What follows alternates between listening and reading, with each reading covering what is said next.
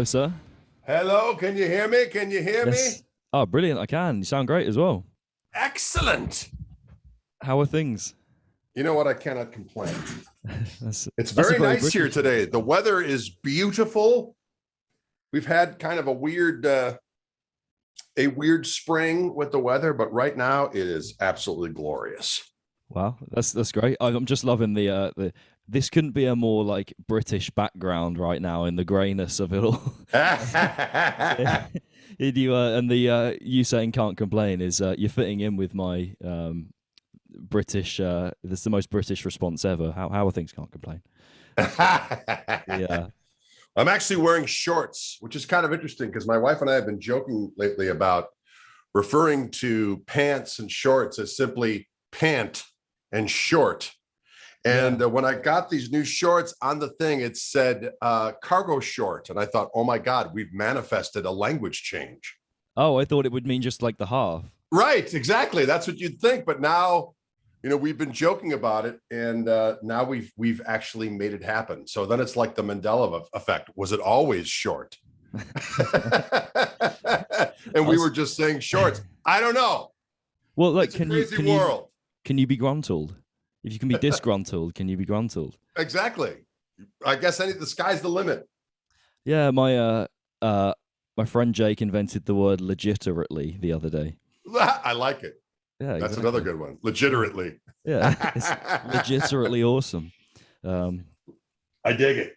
Which is what I'm hoping for in the next hour or so.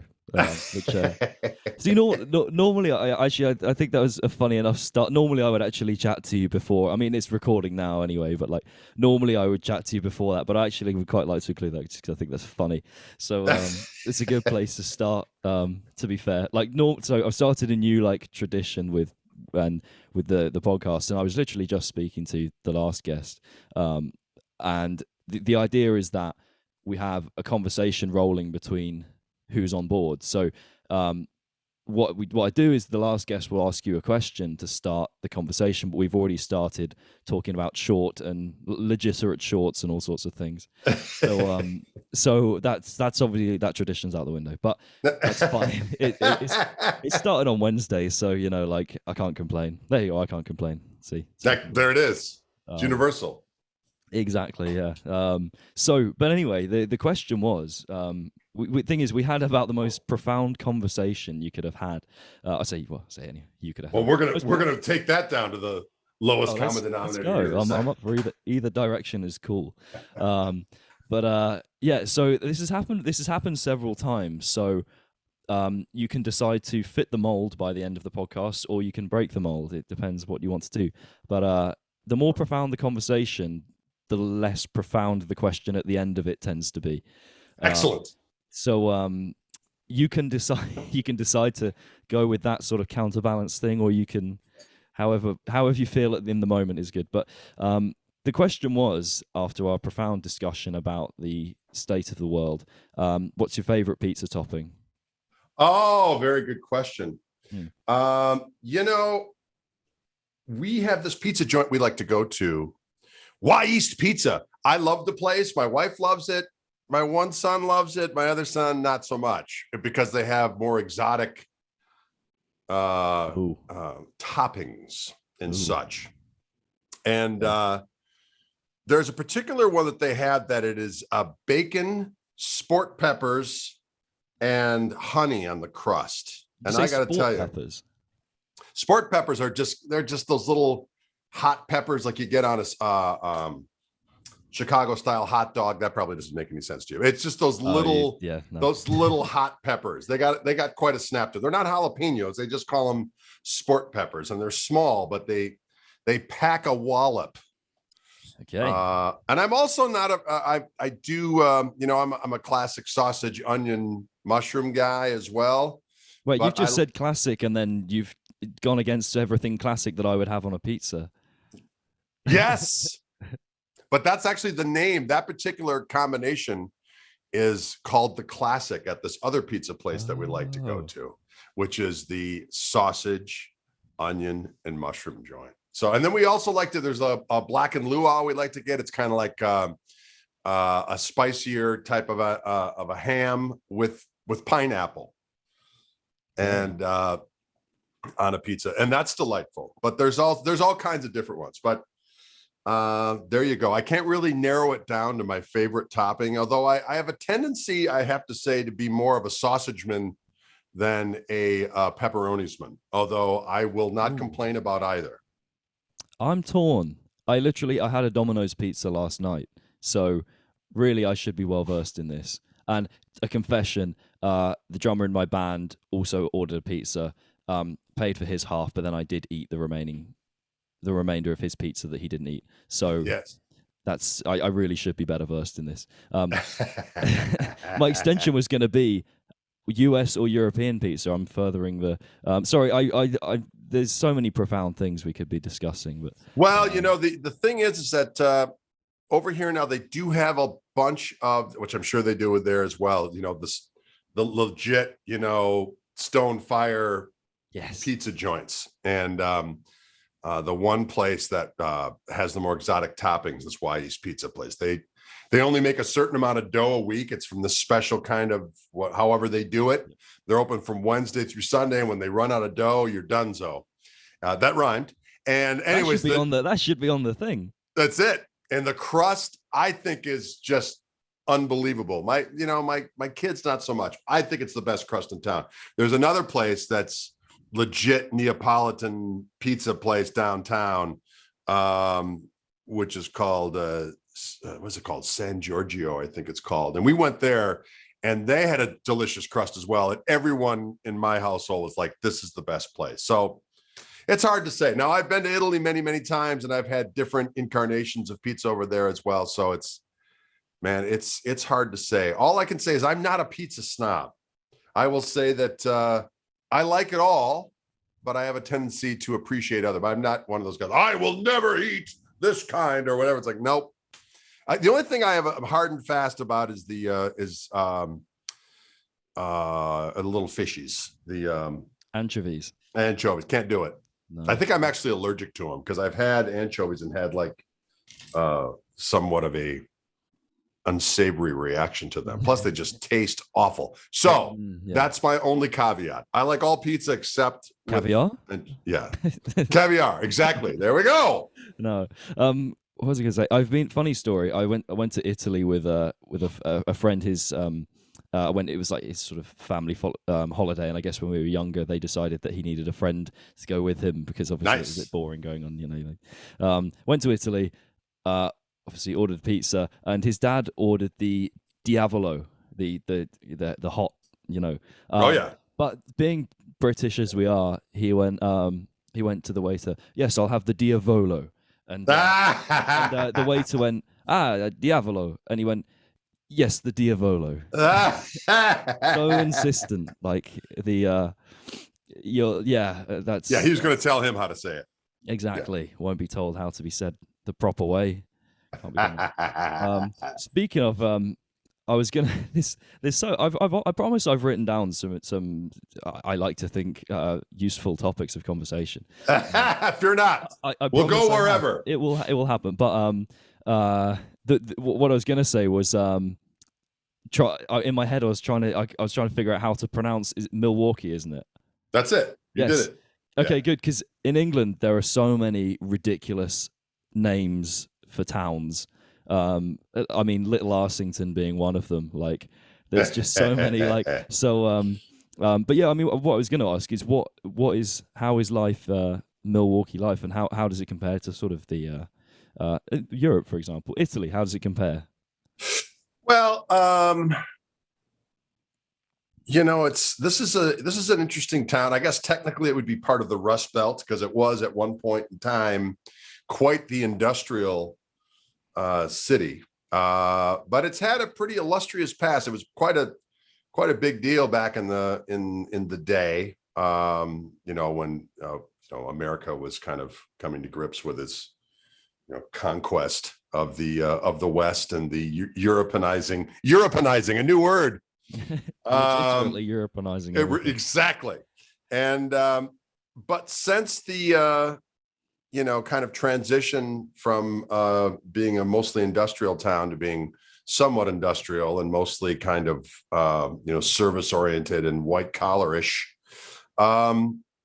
It's got all the flavors of, most of the flavors of big city life, without quite all the people. So it's like a littler Chicago in some ways.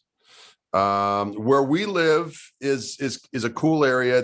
The downtown of our suburb, which is, it abuts Milwaukee itself. I could throw a stone and hit Milwaukee city limits, but we're a little town called Wauwatosa, and the downtown area looks very much like a little German town. The old housing, it's this part of town is a little older. My house, in comparison to Europe, of course, it's not old, but this house was built in 1908, and so it's kind of late 1800s, early turn of the century type of stuff around here. So, but what's nice about this town is that it's everywhere is kind of 20 minutes away. Nothing's more than 20 minutes away, and it's right on Lake Michigan, which is beautiful, and it looks, for all intents and purposes, it looks like the ocean because you can't see across it. And it's the most fascinating series of colors. It goes like blue, greenish, tan. It's really wild. When the sun's going, you see all these different colors, and so it's a beautiful place in many ways. It does have a lot of urban strife as well, in terms of just kind of, there's some downtrodden areas and, kind of post-industrial quagmires and so on and so forth. But I like it. I've been all over the place, and, a lot of people will be snobby about, oh, I could never live here and I could never live there. It's like, you know what? I've been everywhere, and this place is just fine. And it's right in the middle of everything. It was a great place to raise a family. I got 4 kids, and I'm the youngest of 7 kids, so my whole family's around here. So that's kind of how it all turned out. So, in comparison to towns over there, it's hard to say, but this is a metropolitan area of, if you count all the suburbs, it's about 1 million folks. So it's big, but not that big. We're probably in quite a similar. I live in. If you watched Peaky Blinders. Yes. Yes. So I live just outside of Birmingham. Got it. Not quite Small Heath, where the famous Peaky Blinders. Apparently, their gang was nowhere near as exciting as BBC makes it out to be. Disappointing. Yes, I got in. I haven't seen an episode in a couple of weeks, but I'm into season 2 now, I reckon. Oh, that's the best one. That's by far the best one. Sorry to disappoint you for 3 onwards, but all right. Am I in season 2 or am I in season 3? I might be in season 3. It's when he just marries the gal. Oh, marries. Yeah, I think you've. So he just married. Yeah, I think you're in season 2. Yeah, you gotta keep up with that. Got to keep going. Yeah, but the thing is, the irony is that like Birmingham looks way more exciting, and that was meant to be 100 years ago. It's not so exciting. It's good music scene actually. A good music scene like the. I've been there a couple times. We played there. I can't remember the place we played last time I was there, but it was right. It was in November of 2019 that we were over there, right before the collapse of the world. Yeah, you know what? I think I remember seeing your name. I think that might have been one of the first times I'd seen your name pop up. Was it called Mama Ruse? I can't remember. It's downtownish. Okay. I know exactly where it would have been, like in terms of there's a really up and coming downtown sort of area where like all of the coolest venues are. Yeah, it was a cool place. I dug that place. We'll be back probably in spring of 2023. In true Terminator style. Yes. Hopefully the world will have calmed down a little bit by then, but that might be a big ask at this point. I think it might be. Yeah. There's a lot to happen before. Yes. Before then, like this podcast. Exactly. Not all bad things. Oh, we haven't had the whole podcast yet. I don't know. So one thing, and I think this fits kind of.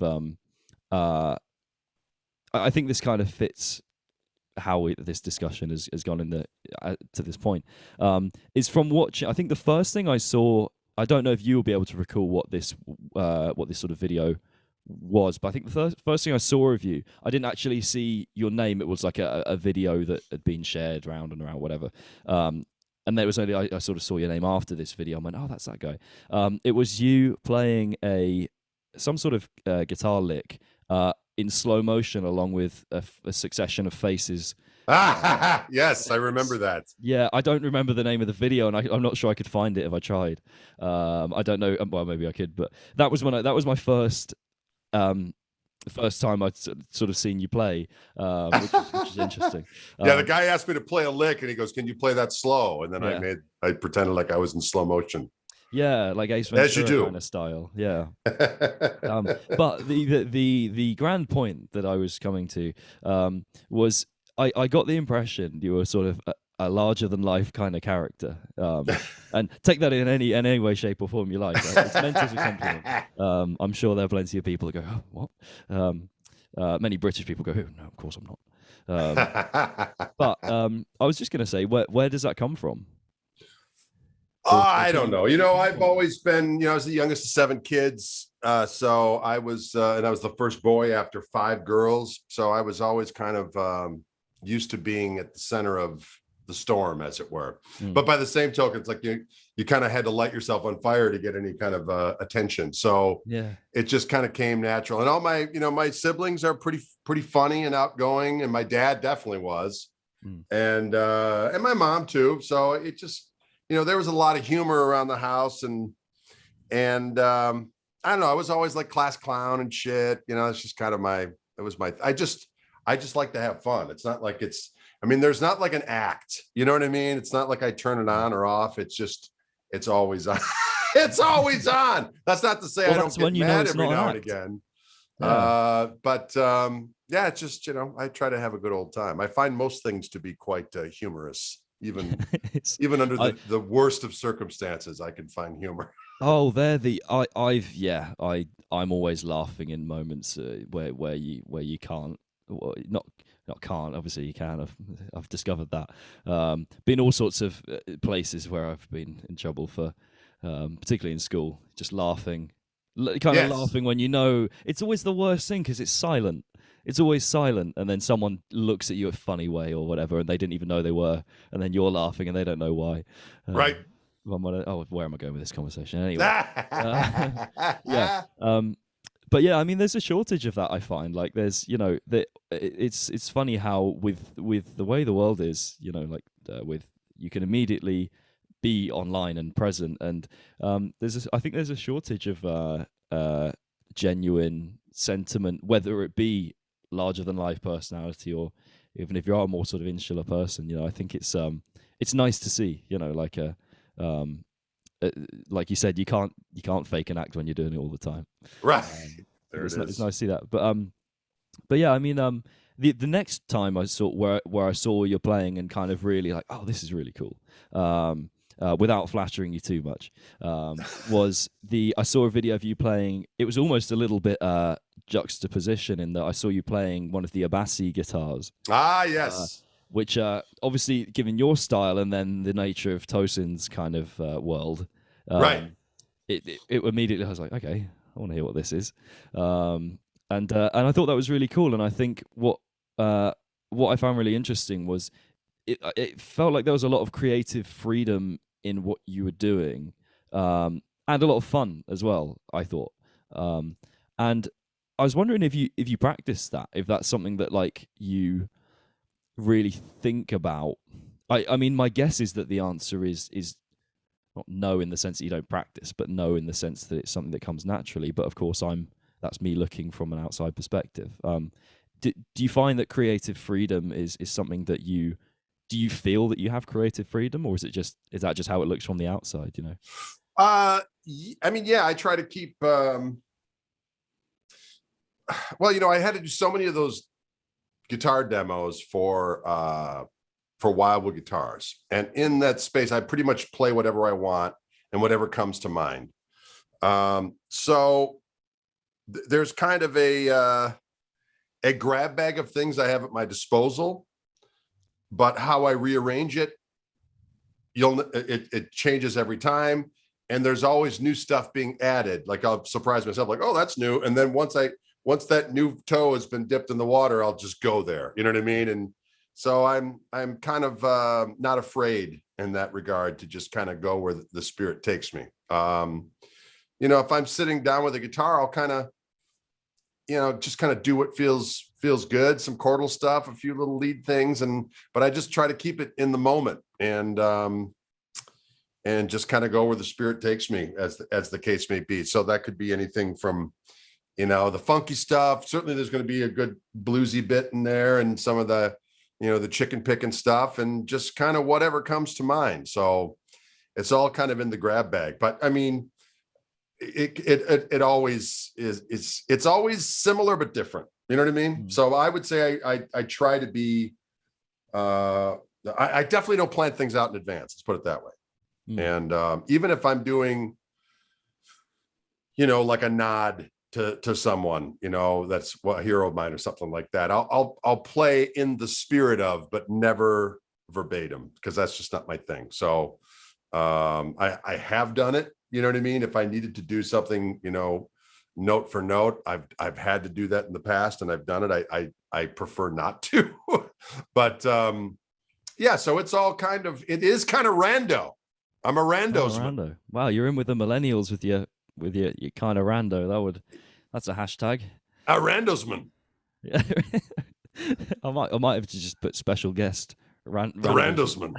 There you go. Makes me think of yeah. Captain Rando. Yeah, that's a good name. Yeah. Well, that's the new title. There you go. I kind of always I think, I don't know what it is. I feel like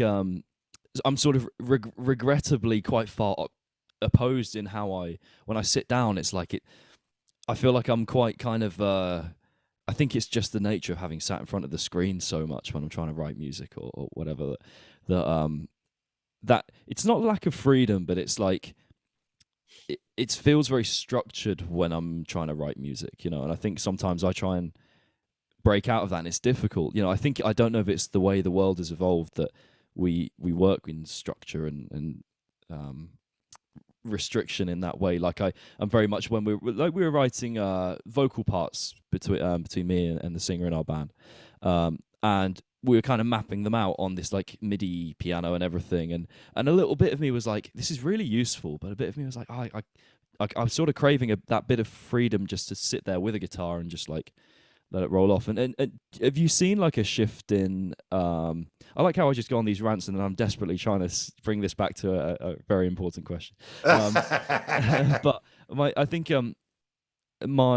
guess my question is kind of almost two parts. How do you avoid the kind of distraction of all this technology and you know, seeing other people and all these kind of influences? How do you just keep, it's going to be a weird question, how do you keep doing you? Is it something that you've ever found has been impeded by things like technology, or are you quite happy in your ability to just develop your own style and be yourself with your instrument?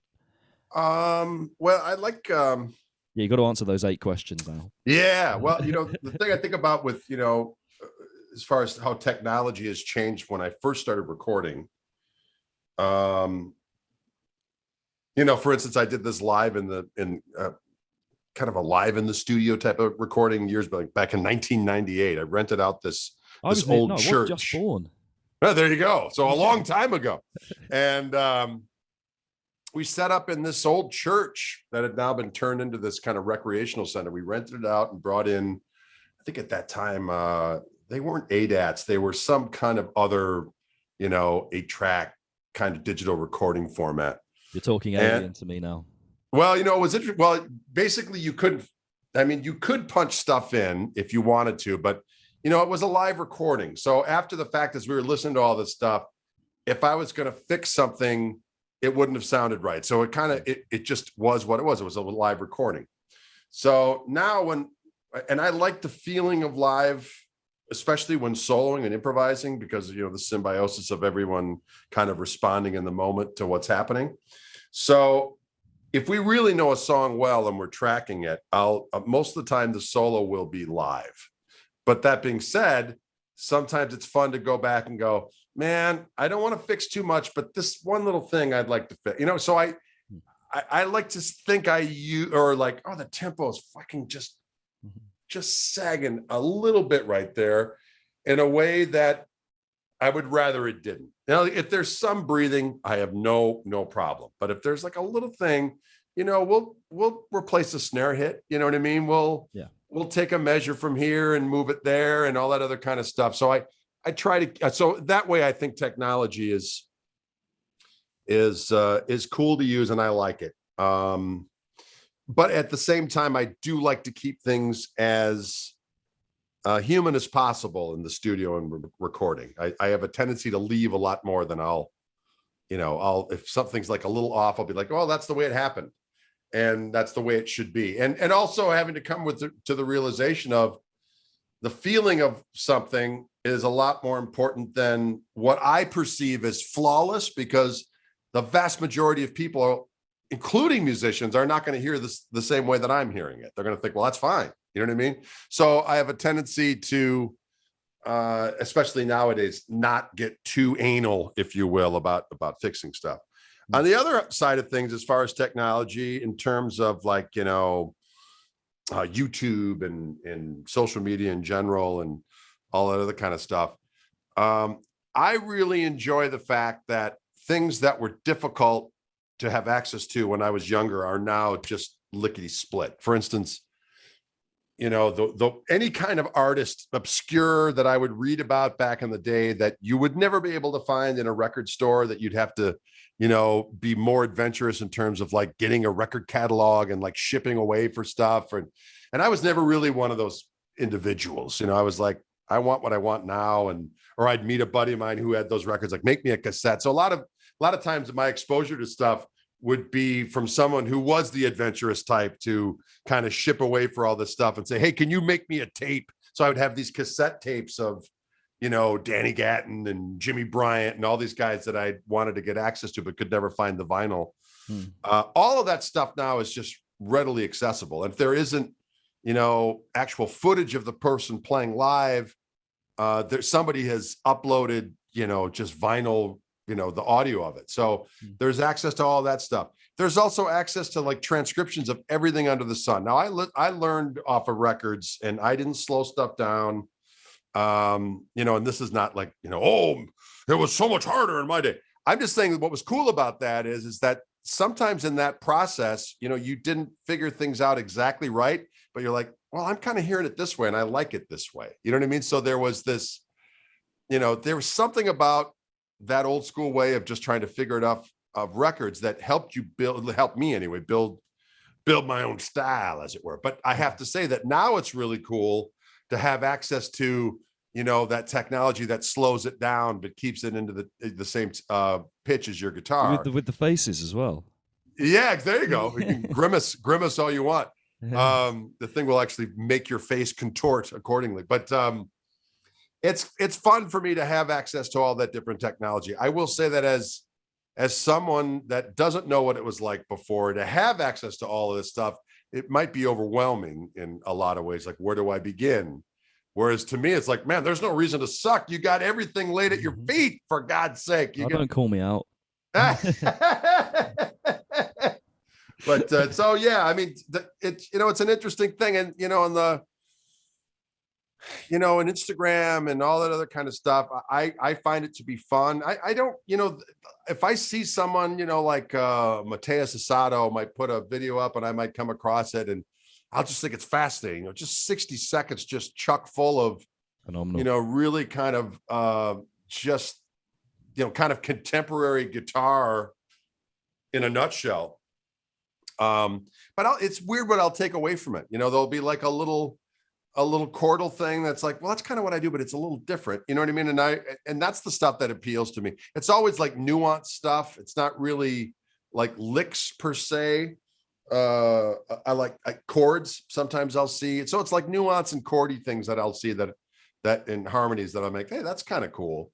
But in terms of linear stuff, not so much. I have a tendency not to sit down and figure out, you know, lines anymore per se. Yeah.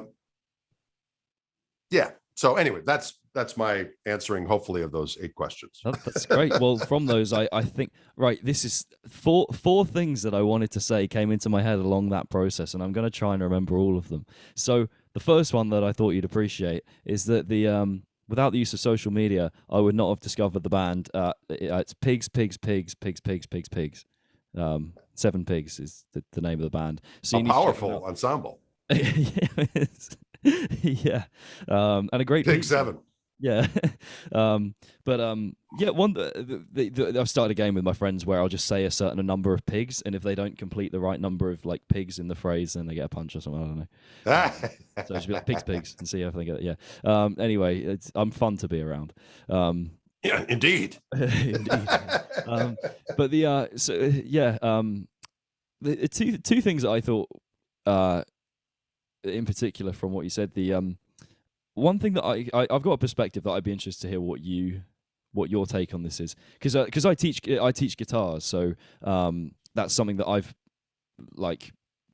had to think about a lot in terms of the process of obviously learning stuff.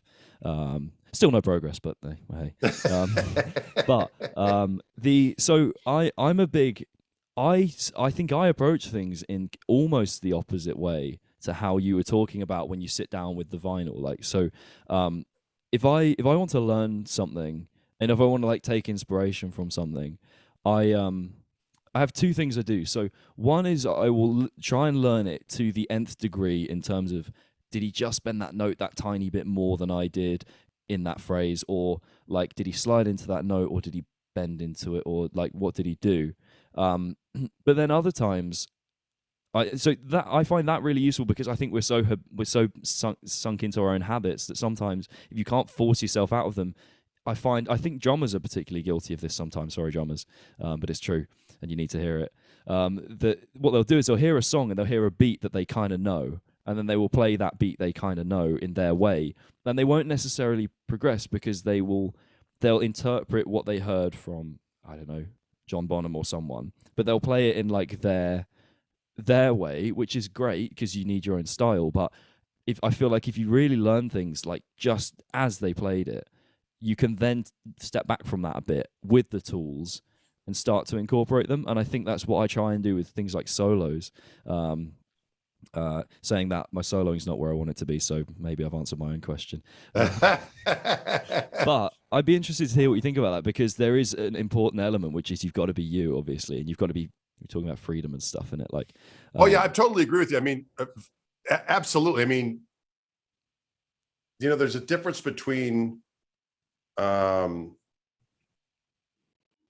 speaking in the language of. So that's what I meant like when I might play along with the record. So there's like a vibe I'm going for that's in that particular thing. So I'll capture the vibe and the attitude of that person, which in that thing would be the minutia of like a bend, vibrato, phrasing, tone, all of that kind of stuff.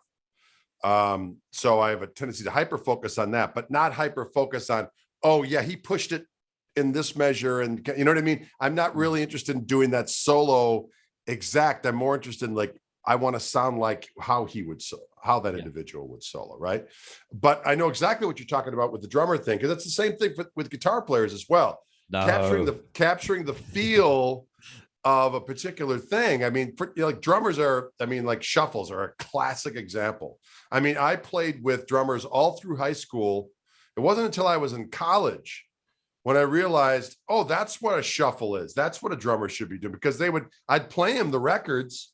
I was like, well, I want to do this song. Why doesn't this feel the same? In the shuffle, 4 on the floor, and they go do da do da do da. None of the drummers in high school I played with ever did that. They always go boom, ba-da, boom, ba-da, boom, and nothing ever felt right.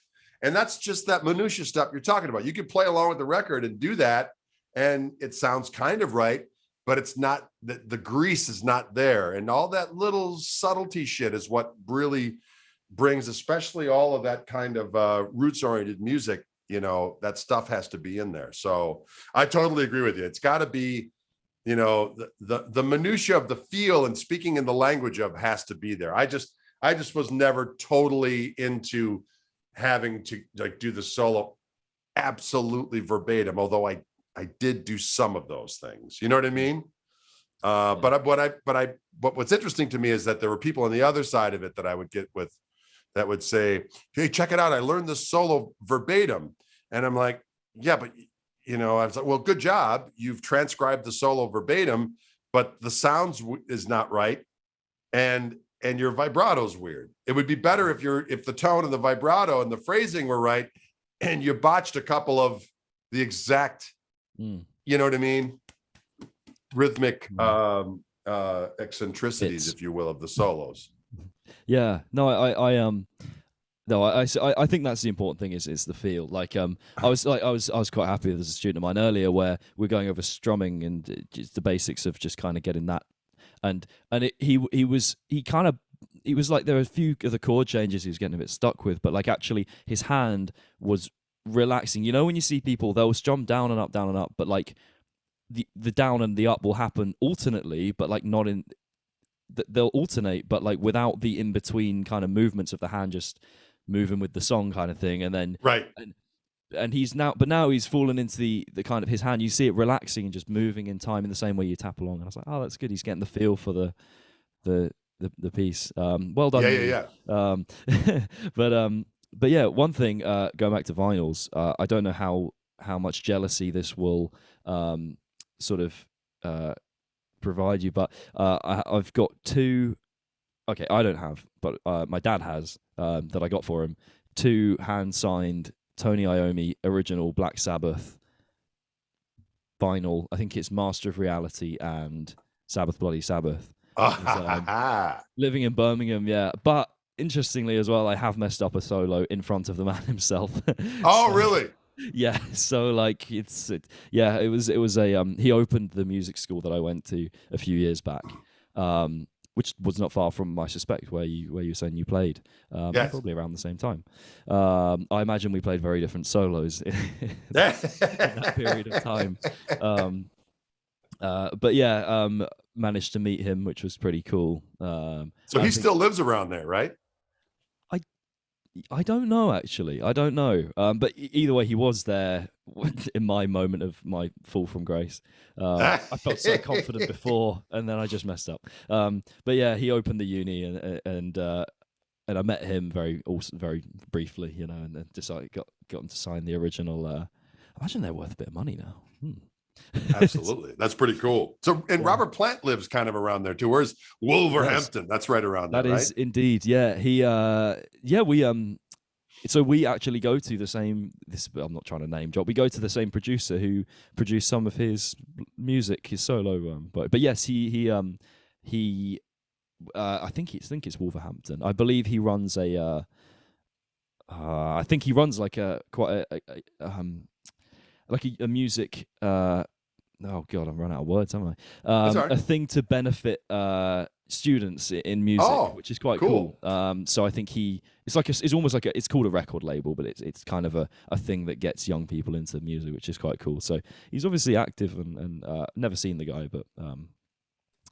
Now his old guitar player that he had for his first part of his solo career was Robbie Blunt. Is he around in that area at all? Do you ever hear that name? The name doesn't ring a bell. And also it's probably because if you hear it in Burton, be Robbie Blunt. Not. Oh yeah, there you go. so maybe I've heard the name, but I'm trying. There's a lot of metal. There's Judas Priest, that small band. So there's a lot of metal, and I mean I'm in a metal band in Birmingham, so there's. There you go. There's a little bit of a metalsman, and a Randa. Captain Rando. Yeah, between the two, that's a Captain Rando and the metalsman. Yeah, that's a badass duo. It's funny because I've literally I just write little topics in my I don't like to write questions because I feel like it's a little bit too sort of get the paper out and read it. Right, I understand. But it's funny because I just put something about sort of avoiding distractions, in the creative process, and there I am talking about all sorts. But yeah, no, I think one thing I wanted to touch upon that I thought was interesting and perhaps more profound. It was you mentioned Matteo Sasato, and actually going back to another thing you said, we talked about the almost sort of perfection of things nowadays. I'll do that take again, or I'll I'll edit this in post. I'll change the tempo here. I'll do this, that, and the other. Right. And I think there's something quite harmful about the perfectionism nowadays, because I don't think it is true perfectionism anymore. It's this facade of like, I think things are so, it seems so perfect from the outside, right? And then and I think there's this in music, and I've definitely fallen victim to it, this need to be perfect with everything. It's got to be on the dot. It's got to be so perfect. Yeah. I think perhaps music is maybe suffering for it, not only in the actual quality of the music, but also people are suffering for it. Like I found it quite, I was watching Rick Beato talk to Matthias Sato about, I don't know if you've seen that interview about how he sort of took time away from the guitar, and you watch someone so flawless, and I've seen you jamming with him, so you've seen it in the flesh, and it's like, right, to watch someone so flawless, or seemingly flawless at least, struggle with where they're at, I think is quite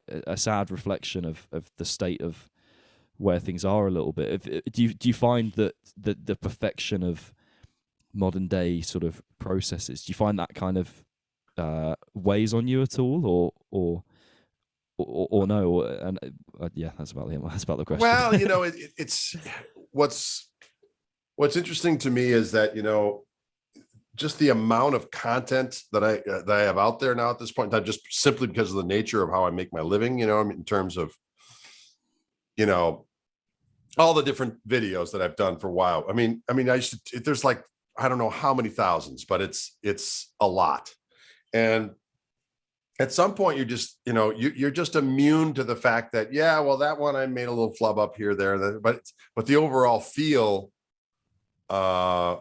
was good. And the other thing, I just don't really worry about it in terms of myself. And every time you play out someplace, I mean, a lot of times when I'm on tour, by the time I get back to the hotel after we've packed up and ate food and driven back to the hotel, somebody's uploaded the gig. So there's really just no escape. But I think that's good. I mean, in terms of, for me, it's good because it's good for me to be able to self-adjudicate a little bit. I'll listen to a little bit of it and go, that sounded good, or I probably should, maybe I'll do a different sound tomorrow, or you know what I mean, or maybe that part of the tune should be a little bit different.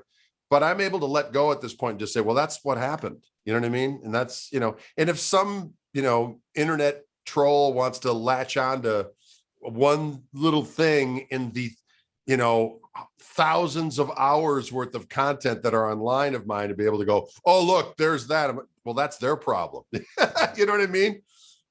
So, it's one of you just can't take it too serious. I mean, and plus the other thing is that, the vast majority of people, you have no idea how they process music. You know what I mean? A lot of it's just, I think the amount of people that actually just listen to things on its merits and respond to it viscerally as just organic stuff for them to munch on, is most people, they need the table set. You know what I mean? They need to know, oh, I like this because I know that it's this guy who does this, this, and this, and this, and it's consistent with this other guy that I'm a big fan of, and he said it was great. So the amount of people that can just take something in on its own merits is relatively small. And that's the same for everybody. I'm not, denigrating. It's just kind of the nature of the tribal mindset, So you just got to be content with what you do. And, obviously it's a weird thing with music because, there's this line that you have to dance around between. There's some level of commodification so that you can make a living versus just being an artist. And that's something that I think I've been very fortunate of over the years, to be like, I've pretty much been able to do what I want. But by the same token, in the back of your mind, there's always this specter of, okay, well, I'm going to do what I do within the context of this, because I know that it has to appeal to X, Y, and Z so I can make a living. And the freer you get as you get older to realize just how many of those, boogeymen that were in your mind were just kind of your own creation, you can just get down to saying, this is what I do. I'm cool with it. I have a wheelhouse of what I deem is quality control from my end of things. And if I put something out, I feel that I have met those criteria in a way that I'm comfortable with. And I trust that the people that follow me are going to dig it. And some people that are going to listen to it without that kind of table set may not get it. And hey, that's cool too. But if you kind of got to get to that point, and it's not easy. You know what I mean? It's a process that happens over a period of time. But you just kind of got to believe what you do. What's that old Frank Zappa quote? He's like, they said, how do you make it in the music industry at this particular point in time? He goes, 2 things: don't stop and never give up. Which, it's true. I mean, I'm kind of segueing into a different subject, but the whole aspect when you're going into the arts and music and so on and so forth is, you have to love what you do so much that it's going to usurp the negativity and bullshit that you will inevitably encounter. It's an ego-oriented, enterprise in a lot of shape, and form. So you got to come to grips with, what you're comfortable in doing and how much, but you got to have a thick skin. I mean, that's the hardest thing, man. If you're putting out your own music, you're going to get savaged. It's just the way it is. And, from gigging, and as much as you'd like to think that, all your musician buddies are in your corner, it depends on what kind of a community you're in, but the more success you have, the more they're going to be talking shit.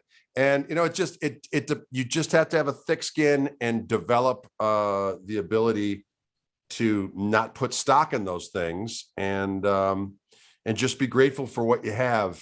And just stick to your guns and keep going. You know what I mean? Yeah. No, that's because I was kind of going to say, what do you think would be your advice for? Like I said, I don't like to write questions, but I think like a question that I haven't actually written down that just came to my mind was, what would be your sort of advice for someone my age? I'm sort of trying to push into the industry, and forge my sort of career. But it sounds like you've kind of already answered that question of what your advice would be, which is. Means I haven't got a question now, but no. No. Speaking of pizza toppings and sport peppers and things, yes. No, I'm one thing that I am sort of again, like I said, maintaining that creativity. Do you have anything in mind for like? I'd like to try this next. This is like my. Have you seen anything that's inspired you lately that you've thought like, maybe I can bring that into my pizza topping assortment of guitar sounds? Well, I'm always refining stuff. So it's more about refinement at this point in time. And,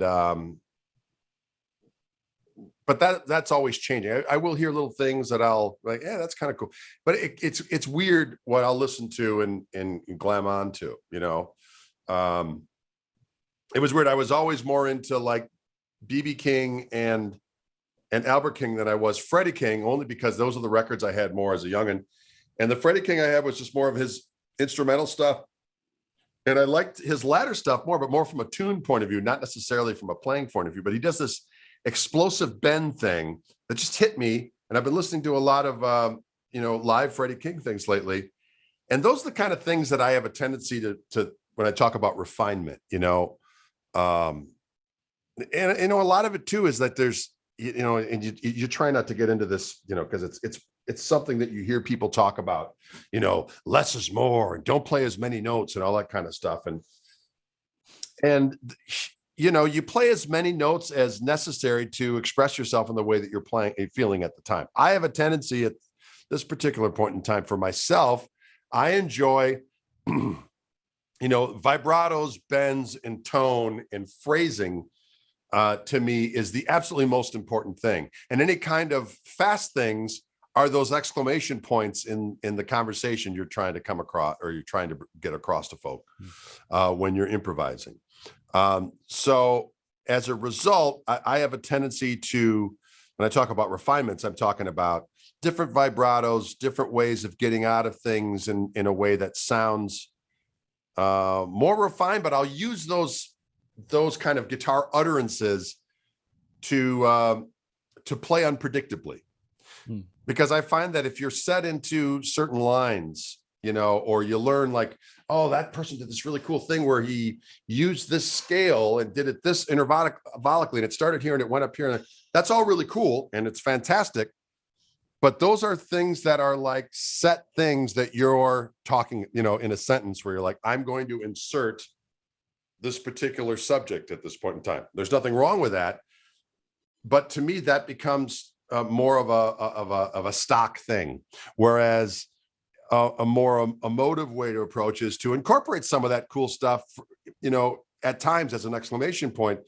But in between, you have no idea what's going to happen. And it could just be like bending a note from here to hell and stopping at every microtone up and down and then going back up. You know what I mean? So that's kind of how I look at refining things. I'll see chord things that I have a tendency to be more cognizant of chords that I'll hear in, like if I see someone's Instagram thing and they're doing a little chordal thing, and I'll be like, what's that one thing? You know what I mean? It's like, oh, I don't know what that. And a lot of times I'll kind of get under the hood a little bit and go, oh, I know that. I usually do it this way. But you've been watching my videos. Yeah. There'll be a little thing where I'll be like, I'm going to take that, but I want to do something different with it. So, I'm always on the lookout, but a lot of times I listen to old stuff. I mean, I have a lot of contemporary guitar player buddies of mine that put out records and they sound fantastic, and I'll listen to them a bit, but I'm just very wary of getting under the hood of contemporary things for whatever reason. I don't know. Maybe it's my own dysfunction, but sometimes I will. It just depends. But most of the time I like to listen to old bootleg stuff. Fantastic ringtone. Yeah, right. Couldn't have been more in character. What is this? Sorry, I'll have to deal with this later. That's okay. Anyway, but I was talking about something. Sorry, my brain got. That's all right. I was going to ask you, have you seen BB King play Malmsteen? I have seen that. It's amazing, isn't it? The way that the thing that gets me is when they turn away from the camera for a split second and he shreds through and right. And then he goes, when he's tuning as he's playing, and he'll be shredding, and then you hear as he's tuning the high E string. Just absolutely kills me. Well, there's a couple. So I had one question myself that's just silly and fun, and I thought would be interesting, and it goes very full circle. And then I've got to get you to ask a question for the next person. Yes, sir. Next unfortunate victim of my nonsense. And also one other thing is, so we've got three things on the agenda for tonight, for the remaining however many minutes. And also if you could recommend an artist that you would like to give some love to, big or small, whoever. Because I think I'd like to think I can hopefully send some people their way who might appreciate it. So my question is, what pizza would your music be? What would your music be in pizza form? Oh, that's interesting. Of all the profound questions I've asked, and the one where you go, oh, that's interesting. Boy, there's anchovies. No, hell no. Those goddamn things, they'll cause trouble. I would say something with a lot of different toppings on it, because I have a lot of different stuff on my damn musical toppings. I would say, kind of an everything pizza, but on a glorious crust of a unique nature. There you go. Unique crust with a lot of delicious toppings. Amazing. With a variety of meats and gristle. Served up piping hot. Yeah, I've got the catch line for the advert, the poster reel. Wicked. That's perfect. Yeah, I think I don't know what my pizza would be. Probably would have eaten it before I thought about it. So I am getting hungry as we talk about this stuff. Sorry, I apologize. Well, in that case, I will just ask you to. We need a question, and it can be as profound or as technical or as stupid and silly or as whatever as you like for the next person. I'm just going to keep it simple and say, what do you order at the coffee shop? But very food. You know what? There's been a lot of food theme. That's a good one though. Coffee shop. I'm going to judge them. I'm not such a coffee snob, but I have my preferences. So, I like a quad Americano. Quad? Yes, 4 shots. So that's where the energy comes. I was wondering. Yeah. Although I've cut down substantially on my coffee intake, I have to say. It's I used to drink that kind. I might have 2 or 3 of those a day, plus ancillary tugs on a regular coffee machine. But now I'm down to 4 coffees a day, just 4 little. But in the one, when you say 4 quad espresso, do you mean as in 4? You mean 4 in the one drink? No, I might have a couple of those a day. No, I don't. I usually don't go to the coffee shop anymore. So if I had the quad espresso, that would probably be my coffee for the day. Right. Okay. I was nervous for you for a second. I was like, oh no, before I would have multiples of those a day. Yeah, that's crazy. I can't 2 and I feel on edge.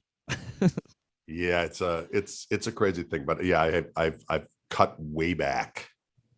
And I feel better for it. I mean, I wasn't feeling agitated per se, but now that I'm not drinking quite as much, I'm realizing that,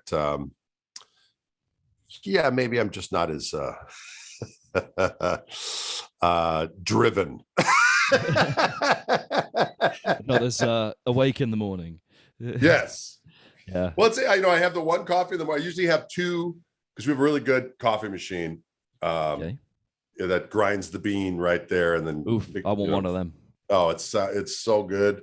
It's gotten to the point where my coffee at home is better than coffee at the shop. So, it's a little cup. It's like a little Americano, and I'll have 2 of those in the morning, and then I have one, first early afternoon, and then 1 later afternoon if I need it, and that's it. Whereas before, I would literally drink those all day long. My bandmates can drink a Red Bull and then still fall asleep just like that. Oh, I was the same way. I drink coffee right up to the moment I went to sleep and still go to sleep, no problem. I cannot for the life of me. If I have one past, my bandmates think I'm an old fogey because I can't have one past like 2 o'clock in the afternoon, and they'll mock me if they're like, "You've seen the time." Like, that's all right. That means you're normal. That's your body chemistry is good. Well, it's more room for the 10 a.m. beer, so Well, there you go. Exactly. Excellent. So, on a last positive note, if you have an artist that you would like to promote to the world and share some positivity with them, that would be great. Well, there's so many my current guys that I've liked that I've met over the last few years. I really like Ariel Posen. He's magnificent. Awesome. Yeah. Mark Lettieri is a buddy of mine. He's magnificent. Great. And then, Matt Schofield just has a beautiful touch on the guitar. I enjoy his playing quite a bit. My buddy Andy Timmons just came on the record. That's magnificent. Josh Smith's new record is fantastic with the horns. But I discovered a guy last summer who, unfortunately, the guy's been dead for years, but I got hip to him from somebody on Twitter, as a matter of fact, and I did the deep dive, and my mind was blown. It was a guitar player by the name of Jeff Lee Johnson, Jeff with 1 F, and he was a guitar player from Philadelphia, and it was kind of like Hendrix meets Schofield on the highway to Prince, and and he's a great singer as well. Just fun, magnificent stuff. So he had a record called Blue that came out in 1998, as a matter of fact. And just great tunes, unbelievable playing, cool jams. So that's fun. Amazing. Cool. Okay. Well, so unfortunately, having been dead for years, I can't quite promote the Instagram page, but I think it would be something for someone to latch onto and find some inspiration in. If it's inspired you and the madness on the guitar that I've absolutely do, then that's great. So I'm happy. So thank you very much, and a pleasure. I hope to catch you whenever you're in Birmingham. We're hoping spring of 2023. So I'll have it trumpeted on the various social media platforms so that everyone knows where I'm at. Yes. Yeah. Social trumpets. Exactly. Sounds very British as well. Social trumpets. I don't know. Yeah. I'm renaming it that. Right. Cool. Awesome. Thank you very much. My pleasure. Thanks for having me.